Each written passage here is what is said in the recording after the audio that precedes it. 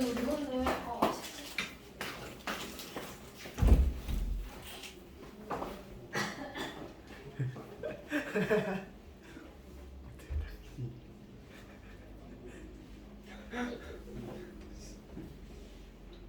뭐야? 나까지 나옴? 어. 내가 언제 나옴? 안 나. 알겠어. 아이 진짜.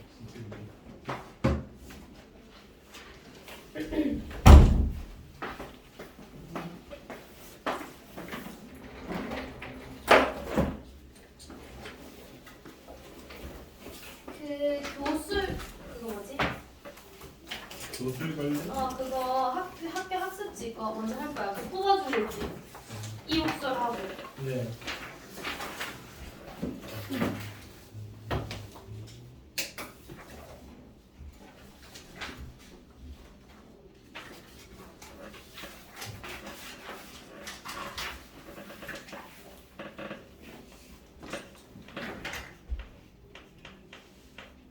자, 얘도 똑같이 고전 수필이고 설이야. 그래서 보면 행랑채가 퇴락하여 지탱할 수 없게끔 된 것이 세 칸이 있어서 할 때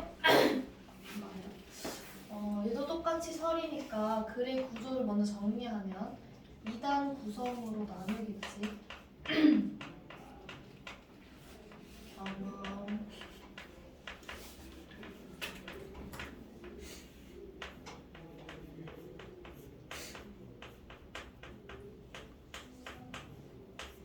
여기 이욕설은 그 경험이 일상적이 진짜 되게 집술이라는 일상적인 체험에서 나가서 확대 적용하는 거야. 그래서 경험 먼저 보면 동그라미 1번하고 밑줄 치세요. 행랑채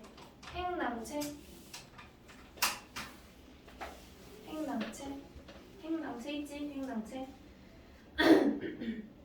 봐봐. 얘라는 이 대상이 행랑채가 퇴락하여, 그러니까 무너지고 망가져서 지탱할 수 없게끔 된 것이 세 칸이 있어서, 여기서 행랑채라고 하면 그냥 작은 방이야. 작은 방. 그러니까 작은 방이 망가져가지고 못 쓰게 되는 방이 세 칸이 있었대. 그리고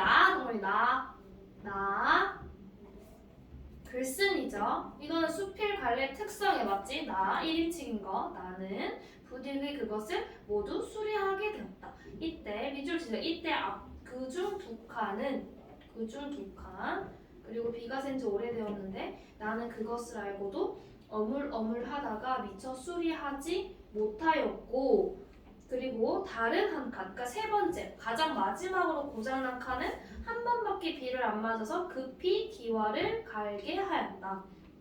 그런데 수리하고 보니 비가 샌 지 오래된 것은 석가래, 추녀, 기둥, 들보가 모두 썩어서 못쓰게 되었으므로 경비가 많이 들었고, 그리고 호미로 막을 것을 가래로 막았다.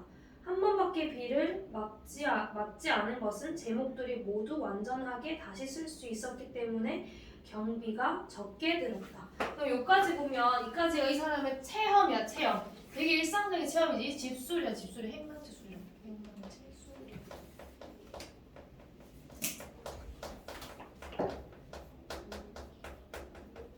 행랑채를 수리하는 경험을 통해서 이 사람이 경험 얘기할 때도 이 행랑채를 두 개로 나눠서 얘기해. 그러니까 이 대상을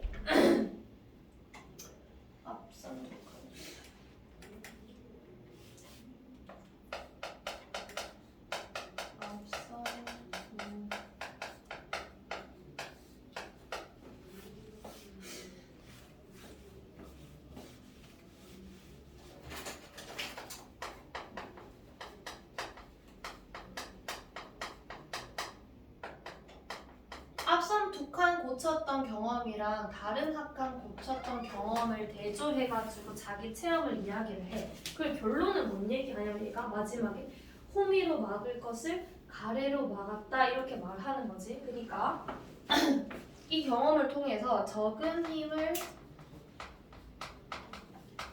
힘을 통해서 문제 해결이 가능했는데 이거를 바로 해결하지 않아서 나중에 많은 노력이 들었다.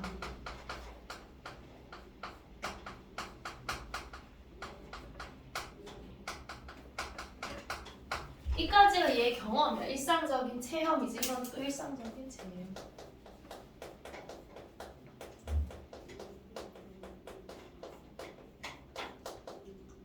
근데 여기 보면 그 다음 뭐가 나오냐면 그런데 나는 여기에서 이렇게 생각한다. 이게 깨달음이야. 깨달음을 얻었어. 동그라미 2번 하고 밑줄 쳐. 사람의 몸. 그러니까 얘가 처음에 행랑체 얘기하다가 지금 뭐 하는 거냐면 사람의 몸, 인간사 얘기하는 거야. 즉 행랑체라는 일상적인 그 소재에서 인간사로 확대하고 적용시키는 거야. 어떤 방법으로? 행랑체 수리 경험도 이랬으니까 인간사도 이럴 거야. 유추.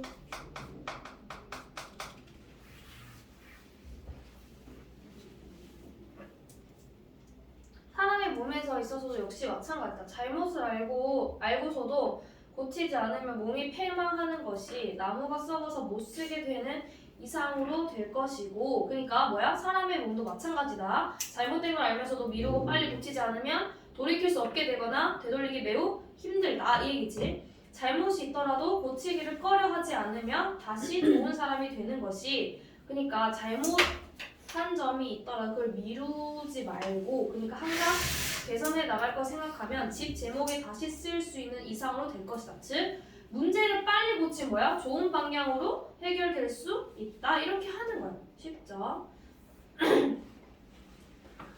즉 인간 사이에서는 뭐냐면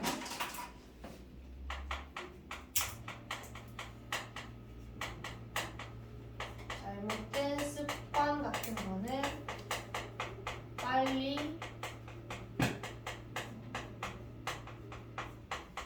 고치자. 이 말 알았지?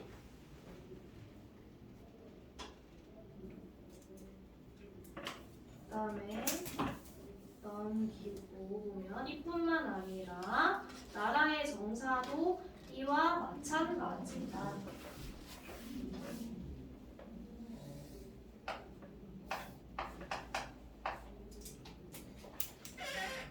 나라의 정사 즉 정치,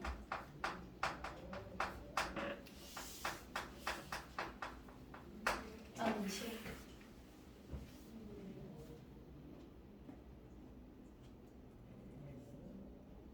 모든 일에 있어서 백성에게 심한 해가 될 것을 머뭇거리고 개혁하지 않다가 백성이 못 살게 되고 나라가 위태하게 된 뒤 갑자기 변경하려 하면 곧 붙잡아 일으키기가 어렵다. 상가지 않을 수 있겠는가. 그러니까 뭔 소리냐면 백성들한테 해가 되는 것들을 고치지 않고 있으면 나라가 뭐 결국 희청을 다시 끌어올리기가 어렵다 이거지. 여기서 백성에게 해가 되는 것들을 곧 얘기하자면 탐관오리들 얘기하는 거야. 그러니까 백성에게 해가 되는 이 탐관오리들을 빨리 해치우지 않으면 어떻게 될 거래? 나라가 망할 거래. 즉 정치 현실로 확대 적용해서 결국 이 현실을 부정적으로 바라보고 개혁하자. 정치 개혁 얘기까지 하는 거야.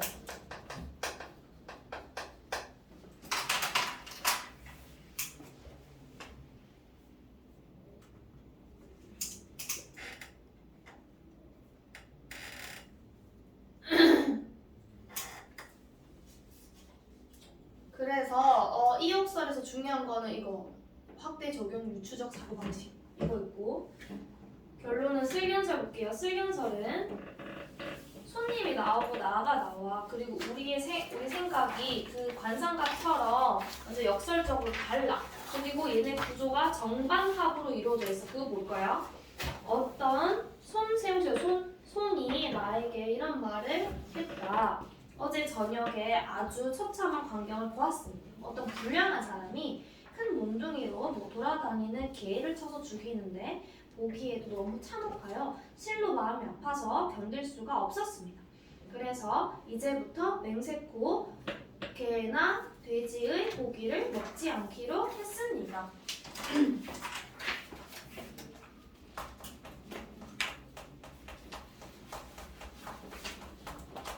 슬경설도 손이랑 나의 대화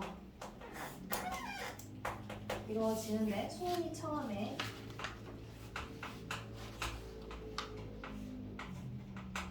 했냐면 개나 돼지의 고기, 즉 개나 돼지. 얘는 뭐야? 몸집이 큰 짐승을 말하지. 몸집이 큰 짐승의 죽음을 안타까워하고 있어. 그래서 나는 이제 이것들 안 먹을래. 이 얘기를 하는 거야. 이 의견을 우리는 뭘로 잡을 거라고? 정으로 볼 거라고, 정으로. 하나의 판단이야, 하나의 판단. 어떤 현상에 대한 하나의 판단을 정으로 다 할 거야. 그럼 반을 하려면 뭐야? 얘랑 완전 반대되는 이야기를 해야 돼. 그러니까 이 하나의 정이랑 하나의 판단에 대한 반론을 우리는 반이라고 할 거야, 반. 내가 얘기하겠지? 뭐라 하냐면 이 말을 듣고 나는 이렇게 대답했다. 어떤 사람이 불이 이글이글하는 화류를 끼고 앉아서 이를 잡아서 그 불 속에 넣어 태워 죽이는 것을 보고 나는 마음이 아파서 다시 이를 잡지 않기로 맹세했습니다. 하니까 나는 그러니까 몸집도 작고 하찮게 여겨지는 존재지. 하찮게 여겨지는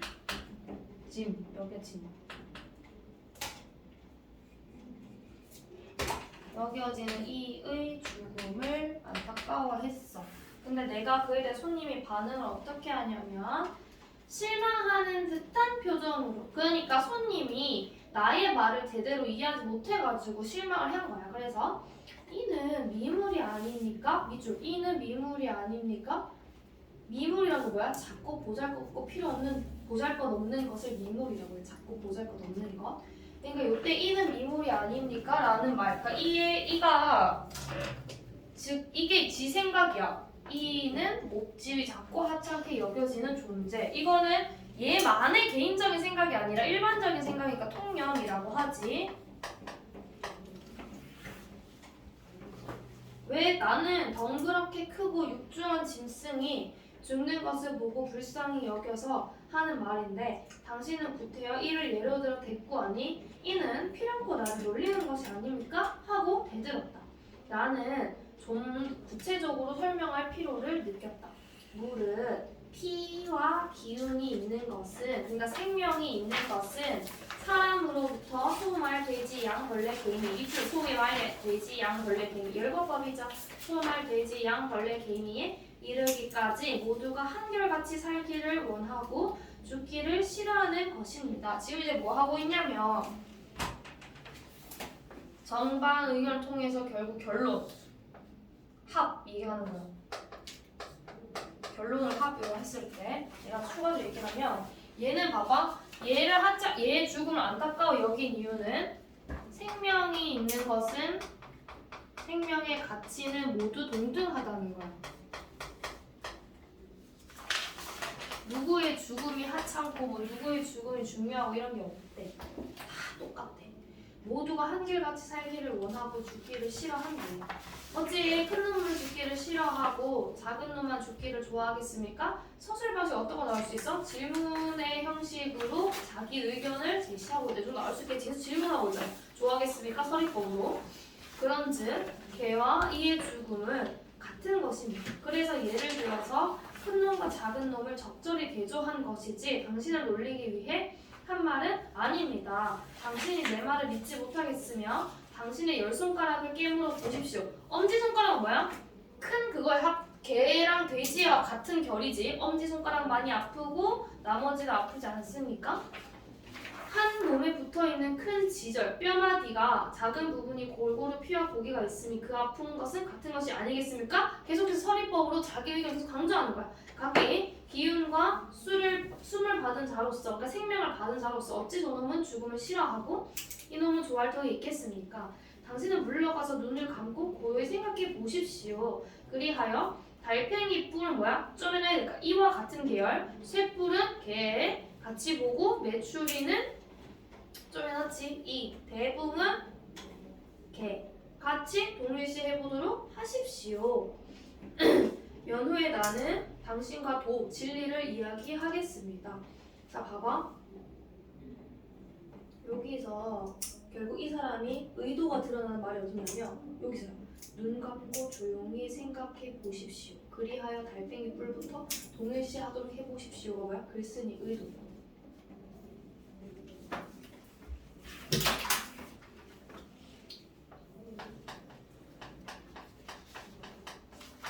편견을 버려라. 그럼 편견을 버리고 겉으로 드러나는 크기와 같은 겉으로 드러나는 선입견, 편견 같은 건 버리고 뭐를 봐야 돼? 똑같아 이상한 관상을 본질을 파악해.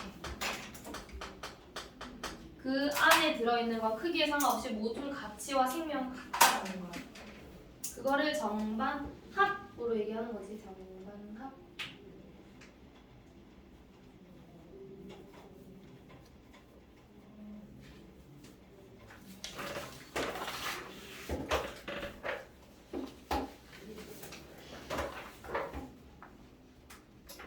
그리고 우리 뭐 할 거냐면 대화의 원리 배워. 대화의 4-3.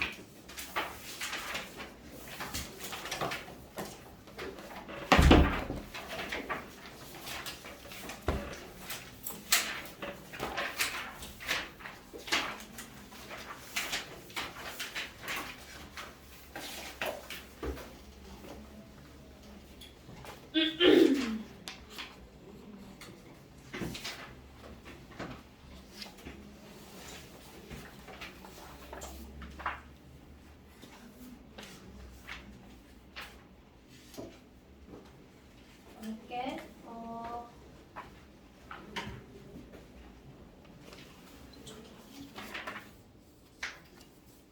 대화의 원리 하면 지금 교과서에 제시된 게 협력의 원리 있고 공손성의 원리, 체면 유지의 원리 이렇게 세 개야. 그러니까 세 개 볼 건데 협력이랑 공손성은 아예 다른 문제인데 봐봐.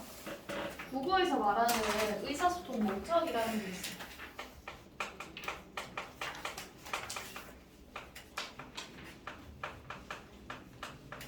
이렇게 두 개로 나누는데 첫 번째 목적은 메시지, 그러니까 내용, 메시지의 효과적인 전달이에요.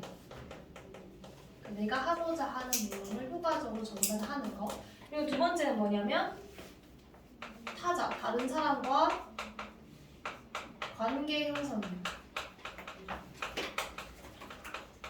그리고 이 목적을 이루기 위해서 필요한 규칙들이 있다. 암묵적인 규칙들이 있다라는 거야. 그 암묵적인 규칙 우리는 경률이라고 부르는 거야. 이 원리 안에는 암묵적으로 지켜야 되는 규칙, 협력의 원리 밑에 양의 경률 이렇게 있잖아. 걔네들은 암묵적 규칙 정도로 해석하면 돼. 그 경률이라는 말을. 그러면 목적에 따라서 지켜야 될 경률을 나눌 수 있겠지. 1번의 언어적 목적과 같이 메시지 효과적 전달과 관련된 경률은 협력의 원리겠지. 그리고 타자와의 관계 형성을 위해서 지켜야 되는 규칙들과 관련된 거 이제 공손성의 원리랑 체면 유지의 원리가 있다는 거야. 이해했지? 그러니까 아예 목적이 달라서 아예 다르게 말해. 보면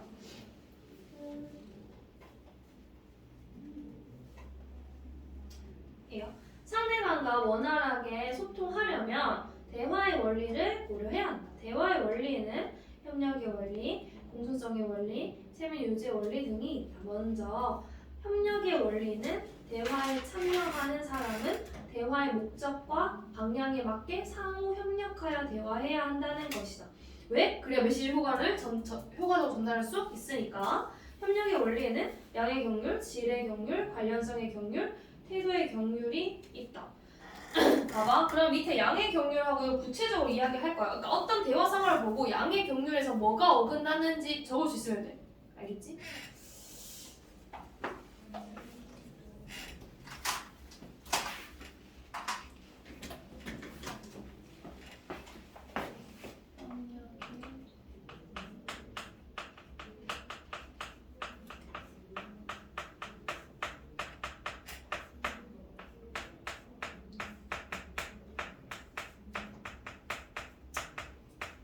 양의 경률이라는 규칙 밑에는 하위 규칙이 한 개 더 있어. 근데 이걸 다시 두 개로 쪼갤 거야.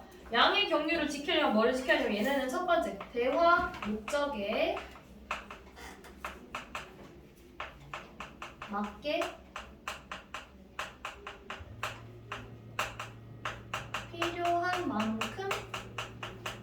필요한 만큼 정보를 제공해야 돼.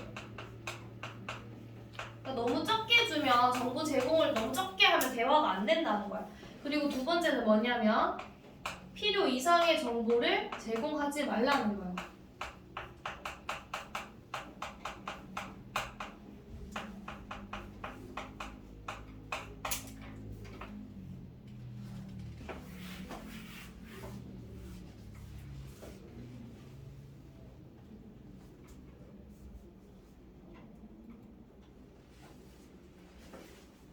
두 개 다 관련 있는 거. 두 번째는 질의 경률. 질의 경률 같은 경우에는 뭐랑 관련 있는 거냐면 진실성이야, 진실성.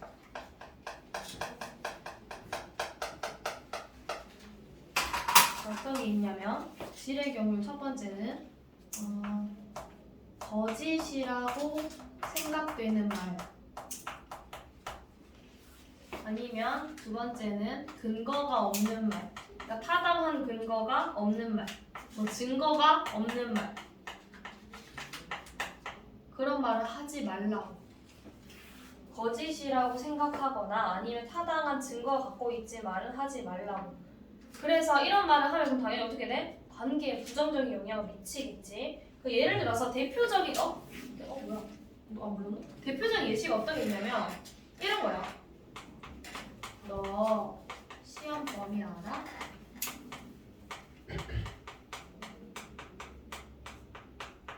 몰라. 아는 거잖아 이거는. 얘는 뭐야? 질의 경률 어긴 거야 이 대화.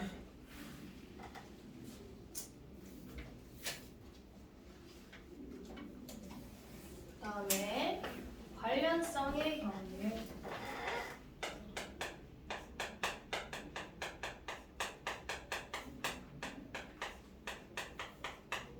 관련성의 경률은 말 그대로 관련 있는 얘기만 하라는 거야. 관련 있는 말만 해요. 화제랑 관련 있는 말만 해요. 대화 주제와 관련 있는 말만 해요. 근데 관련성의 경률에서는 하나 알아야 되는 게 뭐냐면 꼭 관련성의 경률에서만 나오는 건 아닌데 얘 규칙 얘기할 때 항상 같이 자주 나오는 유형인데 대화 함축이라는 게 있어. 대화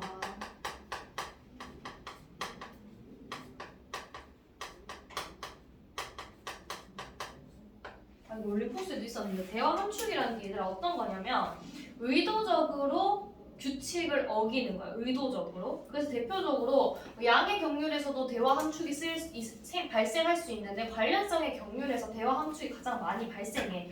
예시가 어떤 게 있냐면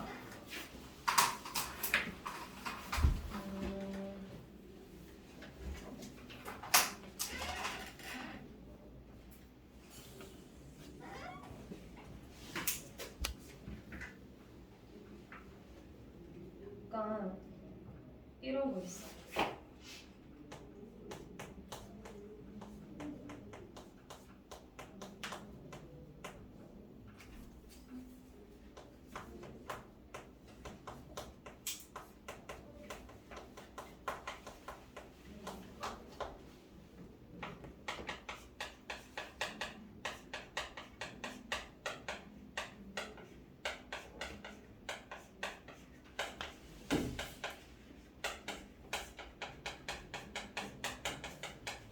봐봐.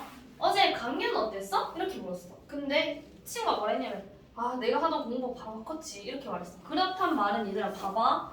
강연 얘기하는데 공부법 얘기를 하잖아. 근데 우리는 이 대화를 보고 의미 추론이 가능해. 딱 봐도 뭔 내용이야? 강연이 공부법 얘기했고 난 이게 마음에 들었으니까 바로 바꿨다 이런 얘기잖아. 근데 겉으로만 표면적으로 봤을 때는 관련성의 경률을 어긴 거야. 그럼 대화 함축 문제는 어떤 식으로 나오냐면 이렇게 대화를 줘 몇 개. 그러니까 1번 선지 1번 뭐 2번 뭐 3번 뭐 이런 식으로 해놓고 대화 함축이랑 관련 없는 걸 찾기 뭐 아니 대화 함축을 찾기 이런 식으로 나오는 거야. 이해했죠?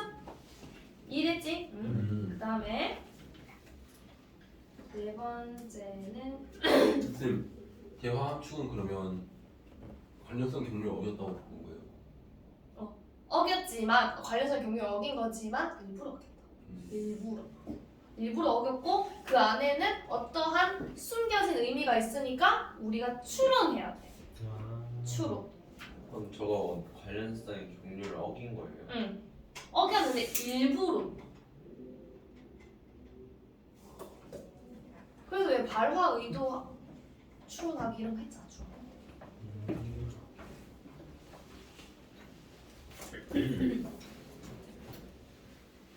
그다음에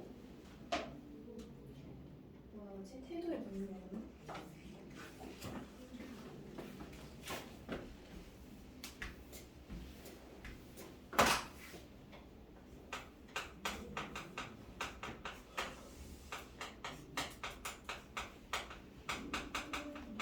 태도의 경유를 말 그대로 태도랑 관련이 있는 거야. 그러니까 어떤 하위 규칙이 있냐면 4개 있어. 모호한 표현,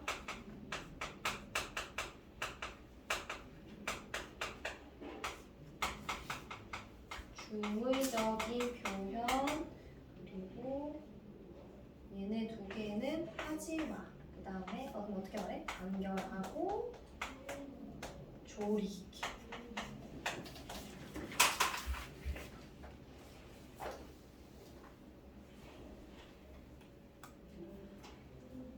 그거 나올 때 어떤 예시가 있었냐면 태도의 경유를 나올 때 이런 거야.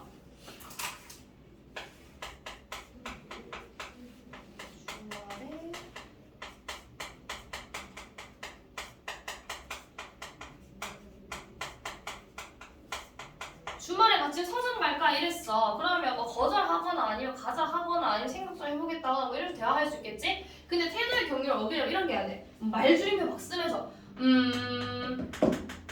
나 병원도 가야 되고 근데 서점 가긴 가야 되는데 점점 뭐 이런 것도 있잖아. 그런 태도의 경유를 어기. 그런 식으로 나와.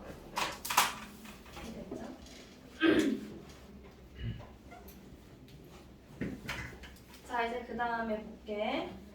근데 여기 예시 볼게. 위의 장면에서 병원이는 체육대회에 어떤 종목이 있는지 묻는 지수의 말에 펜싱하고 승마 있어 라고 답하며 뭐 한대? 거짓 정보래. 진실성과 관련된 거는 질의 경률이지. 이거 다 외워야 돼. 그래야 대화 상황을 바로 적용할 수 있어. 질의 경률을 어긴 것이다. 민지는 2인 삼각 경기에 같이 나가자는 지수의 말에 나 오늘 생일이야 라며 화제와 관련 없는 다른 이야기를 꺼내고 있는데 이는 관련성의 경유를 어긴 것이다. 또 선우는 지수의 말에 좋아라고 말한 뒤 2인 삼각 경기에 대해 지나치게 많은 정보를 제공하고 있는데 이는 양의 경유를 어긴 것이다.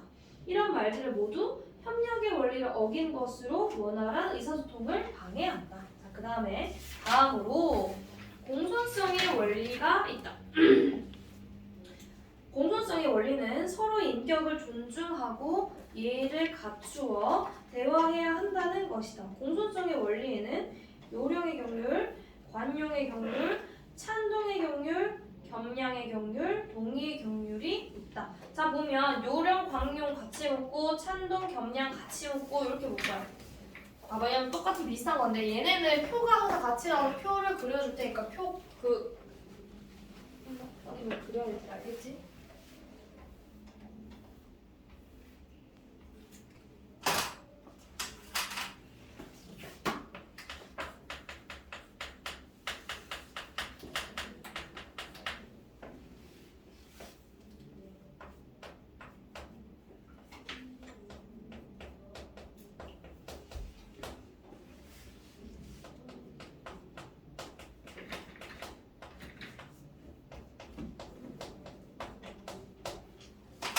같이 묶으려 했던 이유가 뭐냐면 자기한테 이익을 적게 하고 부담을 많이 하는 거, 그리고 상대의 이익을 많이 하고 부담을 적게 하는 거. 그러니까 상대 이야기, 얘는 자기 이야기일 거. 그리고 여기서는 칭찬은 뭐냐면 자신의 칭찬은 적게 하고 자기 비난 많이 하는 거. 그리고 상대의 칭찬을 많이 하고 비난 적게 하는 거. 요거에 따라서 나눌 건데 봐봐.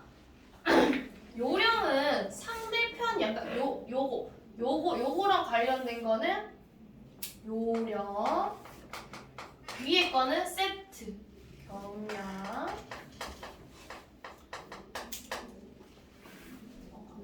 관이 이렇게 없냐고 했는데 관이.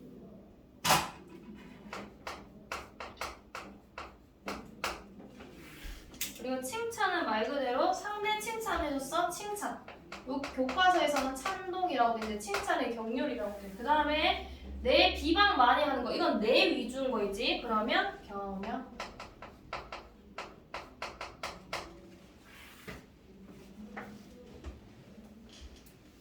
이 표가 한 번씩 이렇게 나오고 이렇게 박스 쳐줘. 요거에 관련된 경륜을 고르시오 이런 식으로 나오기도 해.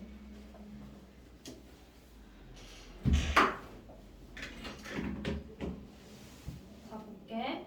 요령의 경륜 먼저 볼 건데 요령의 경륜은 말 그대로 상대 부담 어떻게 최소화 그리고 상대 이익은 극대화하는 거야. 그래서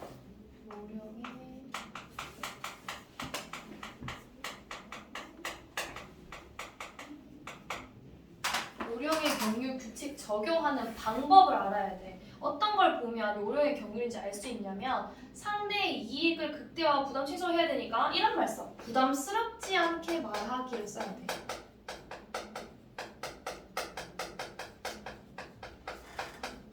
언제? 부탁할 때.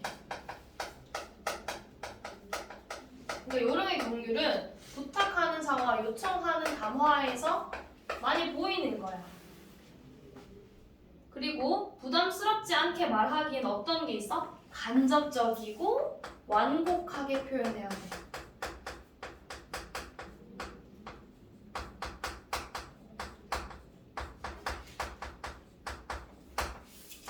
예시를 좀 들어볼까요? 어떤 것들이 있냐면 그 예시 이거요. 괜찮다면 오늘 시간이 된다면 가능하다면 아니면 마지막에 뭐뭐 할 수 있어? 이렇게 야 너 이거 해라 하는 것보다 너 이거 해줄 수 있어? 이게 훨씬 더 부담스럽지 않게 말하기인 거지. 아니면 이런 말도 많이 줘. 부담이 크지 않게 하기 위해서 창문 조금만 닫아줘 이런 말. 조금 뭐 이런 말들. 아 이거 조금만 도와줘. 약간만 해줘. 잠깐만 도와줘. 아니면 잠깐만. 이런 표현들은 뭐야? 부담을 줄이는 표현이야. 그럼 이익 크게 하려면 네가 이거 해주면 좋을 것 같은데 이렇게 알고 있어. 그러면 요거는 상대 이익을 크게 하는 표현이죠. 부탁 요청의 상황에서 쓰는 거야. 그럼 요령의 경륜은 뭐냐면 봐봐. 이거를 말 그대로 자기 요령의 경륜이란다. 관유의 경륜 이거를 화자의 관점에서 말하는 거야.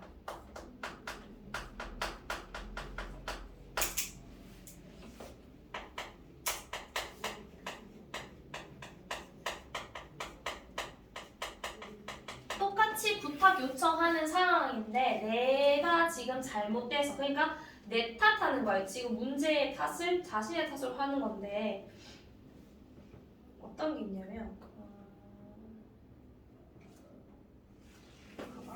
여기서 관용이란 용서잖아. 너그럽게 용서함. 그러니까 상대방이 날 너그럽게 용서해서 내 부탁을 들어줄 수 있도록 하는 거거든. 자기 일단 문제를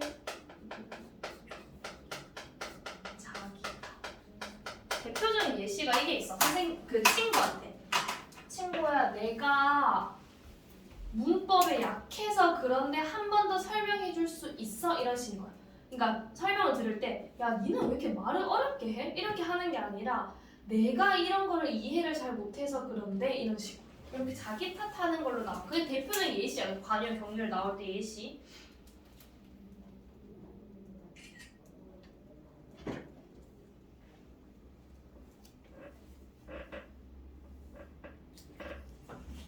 그 다음에 그러면 칭찬, 그러니까 찬동의 경륜 볼게. 찬동의 경륜도 얘들 말 그대로 다른 사람 비방을 줄이고 칭찬하면 돼. 그러니까 칭찬한 내용이 분명 나와. 그러니까 칭찬하면 돼. 그 다음에 겸양의 경우를 마찬가지로 뭐 하는 거야? 이거를 화자의 관점에서 말하는 거야. 그러니까 내 탓으로. 예를 들어서 어떤 사람이 칭찬을 했어. 그럼 내가 이런 식으로. 봐봐. 어떤 아이들이 예시가 어떤 게 있냐면 야, 너 진짜 아까 보니까 정민호 너 진짜 잘하더라 이랬어. 그러면 이렇게 아, 그런 건 아닌데 너네가 그렇게 봐줬나 보다. 이런 식으로. 이렇게 딱 돌린다. 그 다음에 동의의 경우를 따라볼 건데 동의의 경우는 뭐냐면 일치, 차이와 일치야.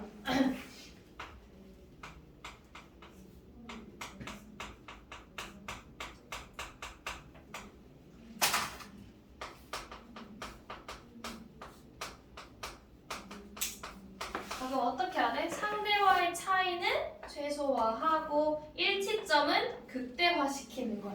차이점은 최소화하고 일치점은 극대화하는 건데 이걸 어떻게 말해야 되냐면 먼저 만약에 상대와 의견이 다르다는 전제 하에 먼저 일치점을 강조를 해야 돼. 그 다음에 나의 의견을 제시하는 거예요. 그러니까 의견에 먼저 뭐 하는 거야? 동의를 먼저 해주라 이 말이야. 대표적 예시에 어떤 게 있냐면 친구 누구? 광수 선물 뭐 살래? 뭐 이랬어. 친구가 말했어. 시계? 근데 시계 마음에 안 들어. 그럼 어떻게 해야 돼? 아, 시계도 정말 유용할 것 같기는 해. 하지만 이렇게 하고 붙이는 거야. 알겠지? 그런 게 동의야, 동의. 먼저 무조건 일치점. 하여튼 그래서 얘들 이거를 완전 달달달달 외워야 돼. 그래야 예시 나올 때마다 바로바로 아, 이건 요력, 간역 이렇게 나눠가지고.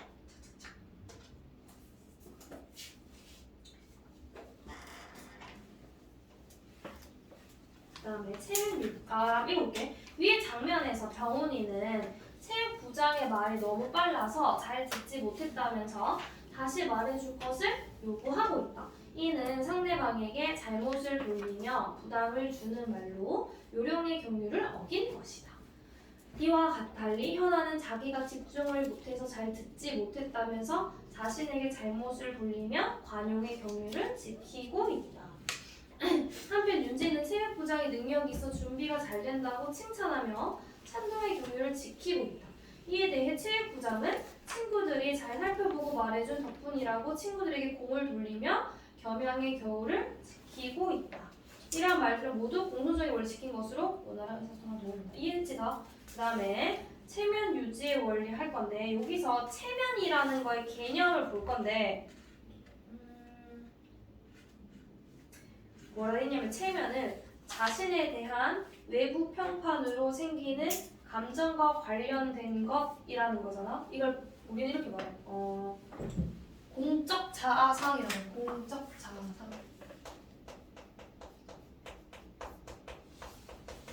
그러니까 쉽게 말하면 이것도 보면 외부 평판 즉 뭐냐면 내가 이런 사람으로 비춰졌으면 좋겠어라는 게 인간마다 다 있는 거예요. 그러니까 그거를 상하게 하면 상하게 하면 안 된다는 거예요.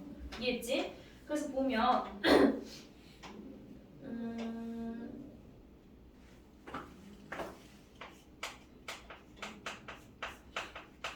그럼 이러한 체면을 위협하는 방법, 위협하는 행위에는 어떤 것들이 있냐면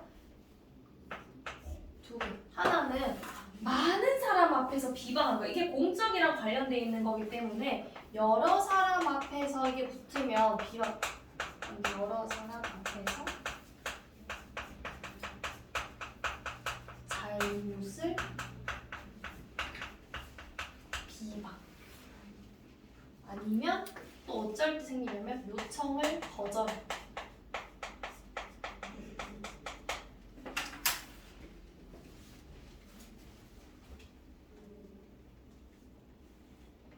그러면 체면 위협 행위를 이런 걸 할 때 여러 사람한테 잘못을 비방하든 요청 거절하든 요청 거절은 아까도 했는데 우리가 어떻게 한다 했어? 간접적으로 말한다 했지. 그러니까 요령의 경륜이랑 요건 관련이 있는 거야. 체면을 위협하지 않고 그 사람의 체면을 지켜주면 어떻게 말해야 돼? 부담스럽지 않게 말하는 거야. 간접적으로 이거 해줄 수 있어? 아 미안한데 나 오늘 힘들 것 같아서 그러는데 이해해줄 수 있어? 이런 식으로. 오케이? 읽어볼게요. 대부분의 사람들은 대화를 할 때 체면을 지키고자 한다. 체면 유지의 원리는 대화를 할 때 상대방의 체면을 위협하는 행위를 되도록 피하면서 갈등을 최소화해야 한다는 것이다.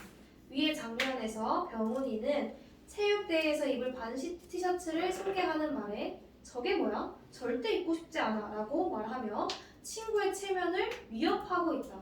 이와 달리 정의는 예쁘기는 한데 라는 말로 상대방의 생각을 존중하면서 자신의 의사를 전달하고 있다. 또 동우는 이렇게 말하기 미안한데 라는 표현을 사용하며 상대방의 체면을 위협하지 않고 예의를 지켜 말하고 있다. 이렇게 상대방의 의견과 공통되는 점을 드러내거나 미안한 것을 표시하면서 자신의 의견 전달. 그러니까 뭐냐면 이거야. 부담스럽지 않게, 그러니까 간접적인 표현 말하기 요청할 때는 간접적으로 말하기 아니면 플러스해서 플러스 선택권 부여하는 이 사람이 선택할 수 있도록 그게 간접적인 거랑 관련 있는 거지. 그리고 이거 같은 경우는 동의의 경륜이랑 관련 있는 거고 이거 요청 거절하는 상황에서 체험 위협받는 경우가 엄청 많아. 뭐 예를 들어서 나 오늘 집에 뭐 병원 가야 돼서 그런데 청소 대신 좀 해줄 수 있어? 이런 거. 쉽죠? 그다음 넘길게. 담화관습. 상대방과 원활하게 소통하려면 우리말의 담화관습을 고려해야 한다. 담화관습은 뭐래? 밑줄 치세요. 오랜 시간에 걸쳐 공동체 구성 간의 명시적이거나 암묵적인 동의하에 형성된 듣기 말하기 방식이나 태도 습관. 그러니까 뭐냐면 문화랑 관련 있는 거예요. 문화. 우리나라는 관습적으로 어떤 건데 밑줄 관용어나 속담 등을 잘 활용한대. 그리고 그 활용 속담 안에는 어떤 게 있대? 우리 담화 관습이 담겨 있는 거야. 보면 상황을 간결하게 표현하거나 전하고자 하는 말을 비유적으로 표현하는 경우가 많다. 위 장면에서 소문난 잔치에 먹을 것 없다와 같은 표현이 이에 해당한다. 이를 4반 남학생처럼 글자 그대로 해석하면 소통에 문제가 생길 수 있다. 또 우리는 직접적이고 직설적인 표현 대신 말하고자 하는 말을 어떻게 밑줄 완곡하게 표현해야 돼. 완곡하게. 4반 여학생의 오늘 다리가 좀 아파? 라는 말이 이에 해당한다. 한편 선호는 자신을 축혀 세우는 지수의 말에 운이 좋았던 거지 라면 뭐? 밑줄 겸손. 겸손하게 말하고 있는데 이 역시 우리말의 담화 관습 중 하나이다. 그래서 우리말의 단어 관습에 어떤 게 있어? 완곡하게 말하기, 겸손하게 말하기. 그리고 우리나라 말도 많이 하면 안 돼. 불필요한 말 삼가해. 알지? 불필요한 말 삼가하고 항상 어떻게? 신중하게 꼭 필요한 말. 그리고 그와 관련된 뭐 속담도 많잖아. 가는 말이 거의 오는 말이 곱다 이런 거잖아. 관용 표현 활용하여 말하기, 완곡하게 말하기, 겸손하게 말하기 등입니다. 그 다음에 언어 주체로서의 책임감 잡기 볼게. 상대방과 원활하게 소통하려면 언어 공동체 다양성을 고려해야 한다. 우리 언어 공동체는 나날이 복잡해지고 있는데 이를 고려하지 않으면 누군가에게 차별로 인식되는 표현을 무의식적으로 사용할 수 있고 불필요한 갈등을 유발할 수도 있다. 위 장면에서 다른 반 학생이 시작부터 압도적 차이를 보이며 달려나가는 것을 보고 병훈이는 용병이라는 표현을 사용하고 있다. 그만큼 달리는 속도가 빠르다는 것을 강조하려고 사용한 것이지만 용병이라는 말은 외국인을 이방인으로 인식하는 차별적인 표현이다. 오늘날 우리 사회에는 다양한 문화권의 사람들이 군대면서 단어 사이에 진입했고 그 언어 공동체도 변화하고 있으니까 다 같이 차별적인 표현을 쓰지 말자 해줘. 맞지? 뭐 옆에 막 극갈래. 블루스. 알겠어요. 우리들의 블루스.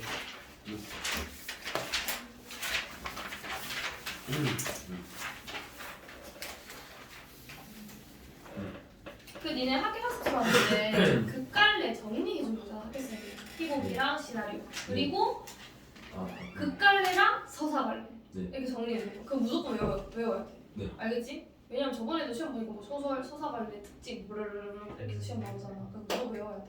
2개 나눠서. 시나리오랑 희곡의 가장 큰 차이점이 뭐야? 시나리오는 가장 공간극체 맞아. 드라마, 희곡은 공간 막 뭐라 하지? 무대에서 하는 거? 맞아. 그리고 제약 그거 딱 위주로. 그리고 서사갈래는 공통점 뭐야? 공통점 그러면 서사갈래랑 극갈래. 서사성 알겠지? 서사성이 뭐야? 인물, 사건, 배경이 있으면 서사가 해. 그러니까 서사적으로 사건이 전개되잖아. 그리고 뭐야? 갈등 중심이야. 근데 그 구성이 좀 다를 뿐이지. 그럼 서사랑 그게 가장 차이점 뭐야? 그 구성 단계 또 그거 서술자. 서술자. 있는 알겠지? 그 깔에는 서술자가 없는 거예요. 없어. 없죠. 없고 항상 보여주기 문화. 그래서 이걸 어떻게 말하냐면 왜 우리 인물의 성격 제시, 심리 제시 이런 거 할 때 항상 뭐 있어? 직접 제시, 간접 제시 이거 했었잖아. 네. 소설에서 있지? 그 직접 제시를 우리 뭐라고 하냐면 그 기법 중 이거 기법이라 하는데 이걸 다른 말로 텔링이라고 해. 그러니까 말하기. 그럼 얘는 뭐야? 보여주기야. 그러니까 서술자가 직접 말해주는 거고 얘는 보여주기인 거지. 그래서 극갈래는 우리는 보여주기 문학이라고 해. 알겠지? 서술자가 없어. 이 내용 못 배우네. 아니 그것만 외우면 돼. 내가 봤을 때 어렵잖아. 외워 알겠지? 전체 줄거리에 은기는 교통사고를 당해 위식을 잃고 사경을 헤매는 아빠가 병원에 입원해 있는 동안 제주에 있는 할머니 춘희의 집에서 지내게 된다.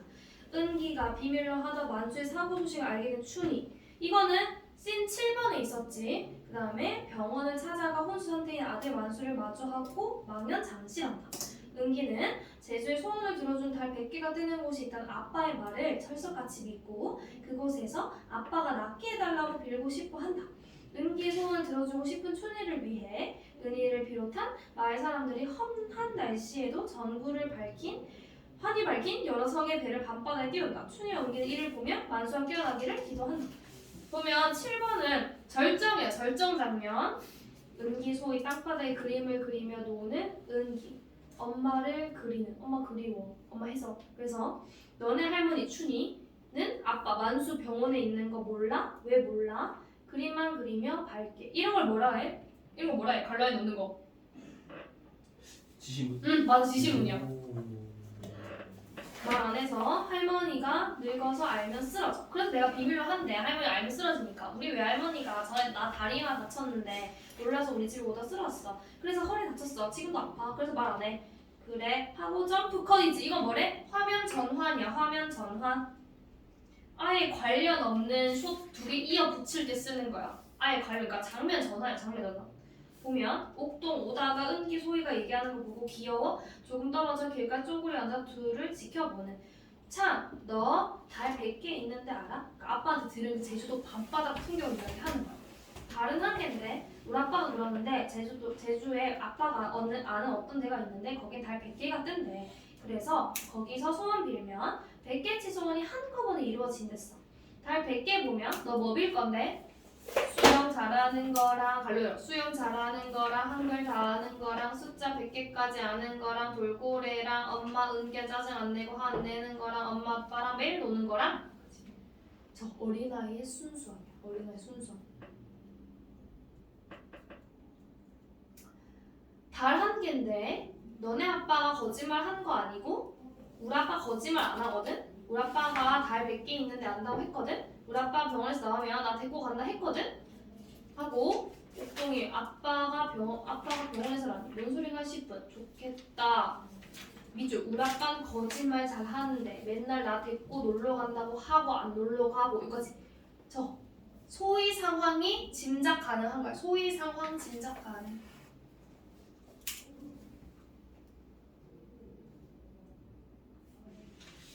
나도 달 100개 보고 싶다. 아빠가 나랑 놀아달라고 소원 빌기. 그러니까 소희 아빠는 소희 안 놀아줘. 그래서 우리 아빠 병원에서 나오면 내가 너 데리고 갈 수도 있어. 달 100개 불러. 그럼 좋겠지? 그때 소희 할머니 목소리 들리는. 여기 소희야 소희 앞에 뭐 있어야 돼? 효과음이 있어야 돼. 효과음. 효과음은 뭐랑 뭐가 제외한 나머지 노래냐면 나머지 소리냐면 음악이랑 배경음악. 대사 제외한 나머지 소리. 대부분 언제 쓰여? 화면에 안 잡힐 때.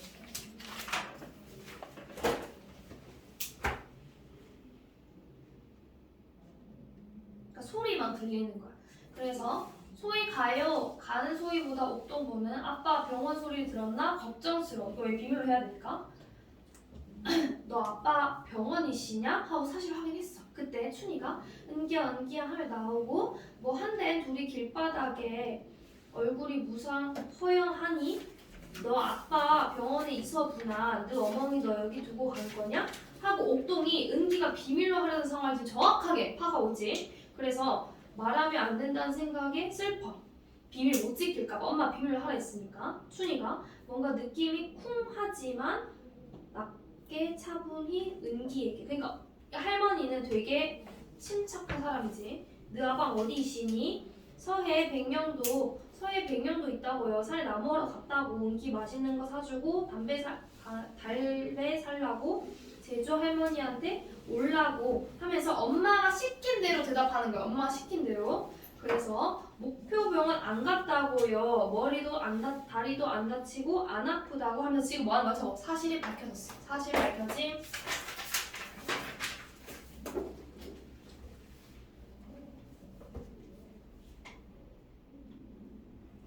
가슴이 쿵하지만 참고 해서 사분이 너 아빠 머리 다쳐? 목포병원에 있시냐? 하면서 그 은기 말을 듣고 아들 상황을 짐작하는 거야.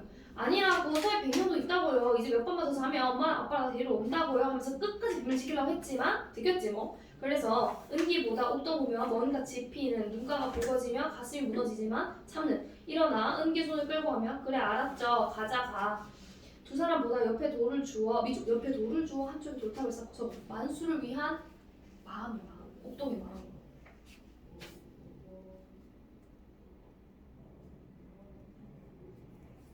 따라가는데 마음이 짜르르르한 에서 담담히 가는. 그리고 은기가 울어 얼굴이 벌건 가방 안고 해서 엄마에게 전화하며 구절이 쪼그려 앉아 밥상 앞에 앉아있는 미주 춘이를 믿게 쏘아보고 있는. 봐봐 이전에 무슨 장면이 있었냐면 춘이를 왜 쏘아보고 있냐면 지금 원망하는 거야. 원망. 왜냐면 춘이가 뭐라 했냐면 니네 아빠 한 말 다 거짓말이야. 아빠 아마 이렇게 말했거든. 그래서 얘가 원망한 거야. 울면서 막 따지다가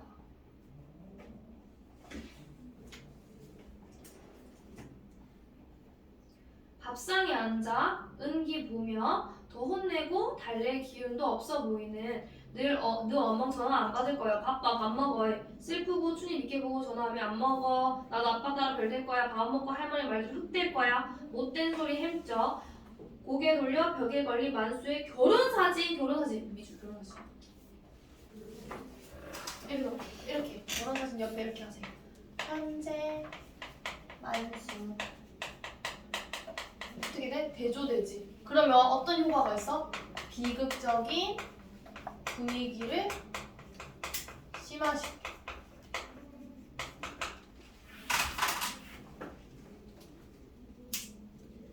사진 가만 보는데 마음이 아픈 어떠함이 밥을 먹을 거라? 달 100개 소원 들어준 달 100개 은기 소원 100개 말고 아빠 낫게 해달라고 100번 빌 거야. 밥 먹으라. 그리고 가자. 달 100개 보러. 밥 안 먹으면 달도 어서이. 와 먹어. 하고는 어거지로 막 먹는 거야. 그만큼 얘가 달을 100개가 너무 꼭 보고 싶어. 왜? 아빠가 꼭 나왔으면 좋겠는 거야. 천천히 먹으라 하고 전화기를 드는 착잡한 미줄. 전화기를 드는 착잡함. 저 어려운 부탁을 해야 하는 상황인 거야. 그러니까 마음이 어때? 복잡해.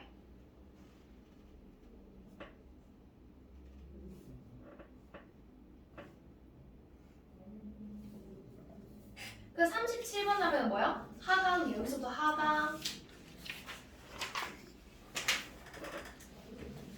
그래서 점준이 답답한 마음으로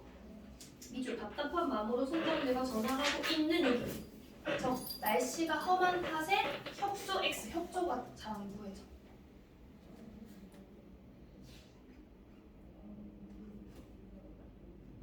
야야 이 날씨에 배를 어떻게 띄워? 배 뒤집어지매. 아 형님 안돼 어떻게 관도 무슨 이 비바람에 배를 띄워. 무시하고 다른 보도로 거는 답답한 막걸리에 은어구이.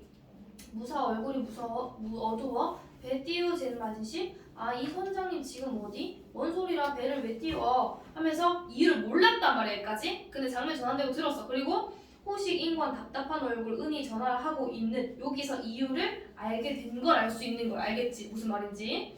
그리고 영옥의 가게 문밖 처마에서 정준 전화를 하고 있는 게 보이는 다리 별이 걱정스레 물건 훔질하며 정준 은희를 보는 영옥 답답한 얼굴 설거지를 하는 야 자식아 너가 너 부탁 들어준 게 한두 번이라 나는 너 부탁 뻑하면 들어주신디 너는 무사 내 부탁을 안 들어주면 너는 무사 배가 맨날 고장 남시니 이 정신 빠진 하고 인권 호식 보며 화남 왜 화났어? 친구들이 배 띄우려 노력을 안 하는 게 못마땅한 거야 알았지? 너네들은 뭐 하는지 배 띄우래 전화 안 함시냐? 그러니까 은희는 막 전화하는데 호식이랑 인권이는 왜 전화도 안 돌려보냐 이건 말이야. 그래서 무슨 배를 띄우래 동창들을 조져 이 비에 춘희 삼촌 이 비는 좀 이따 그치는 비네 했네. 야 비가 저 추룩 오는데 너가 그 추룩 잘난 춘희 삼촌보다 너가 잘난 어머니가 비 그친데 하면서 그치는 거 몰라 싶냐? 하면서 어머니가 여기서 누구 말하는 거야? 춘희 말하는 거야. 춘희 할머니. 그러니까 춘희를 어머니처럼 따르는 거야. 그러니까 이거 해석하면 뭐냐면 어머니가 비 그친다 했으면 그 비 그치는 거다 하면서 신뢰가 보여주는 거지. 어머니가 곧 날이 갤 거래 했네. 보라게 하늘 하고 갑자기 딱 배경 보여줘. 어때? 바다 보면 번개가 막 쳐. 웃음 유발이라고 약간 해학적인 분위기.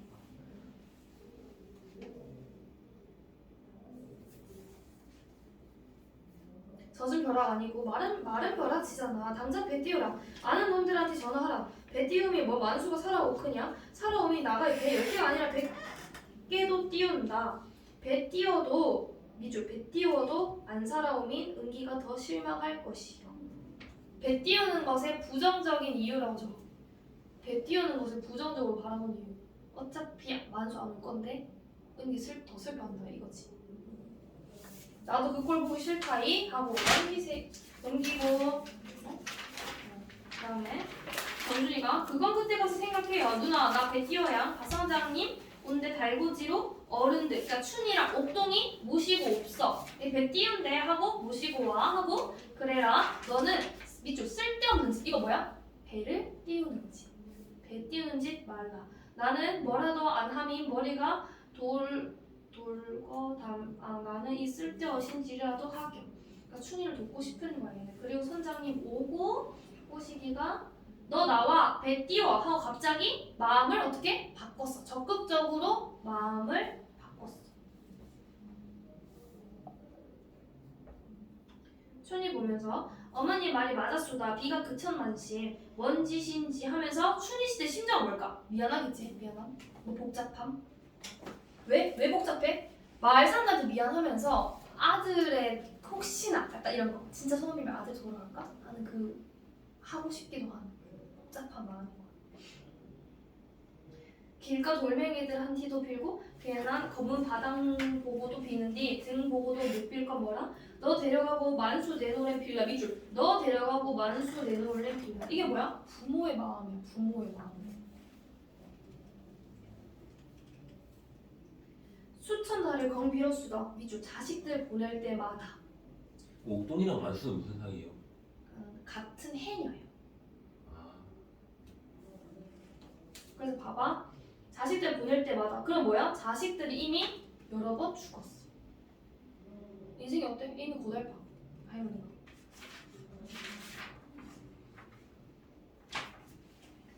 그래서 이번엔 될 것이요. 지성이면 감선이는 해서 은기 좋아 달 100개 보러 가서 안 웃고 진지하고 비장하고 달솜만 생각해. 어때? 어리지만 아빠 생각하는 마음이 깊지. 그래서 그 다음에 춘이 막막하게 오르는 옥동 힘들어도 기운내서 가는 은이 은기의 손을 잡고 앞서가면서 뒤에 춘이 옥동 오는 걸 살피면서 가는 전마다 휴대전화 불을 밝힌 41번 정준 배를 뛰어가는 그러다가 밑줄 갈치배들을 보고 고마운 경적을 울리는 갈치배 선장 1 정준 보고 웃고 경적 울리는 정준 이거 뭔 장면이야? 정준이 경적을 통해 고마움을 표현하는 거야. 그러니까 서로서로 빵빵 하면서 정준이 고마워 별말씀 빵빵 이렇게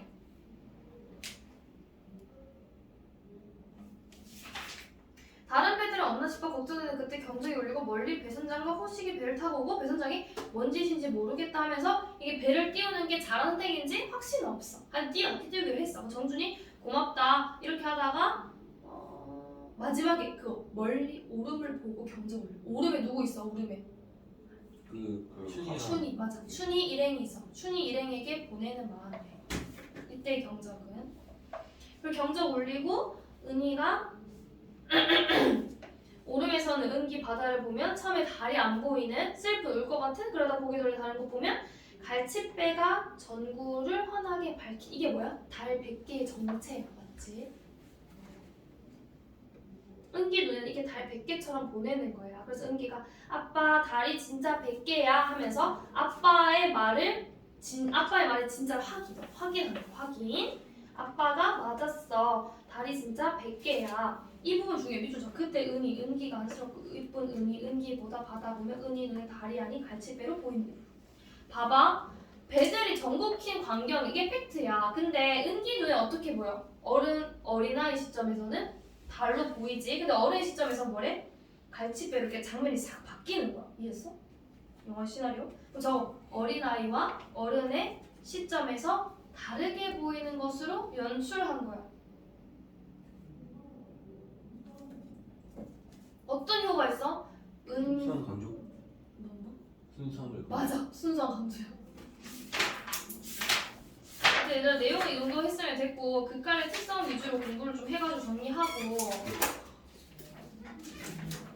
이제 동물 이거 끝 아니야? 이게 다 이거 하나 남은 거 아니야?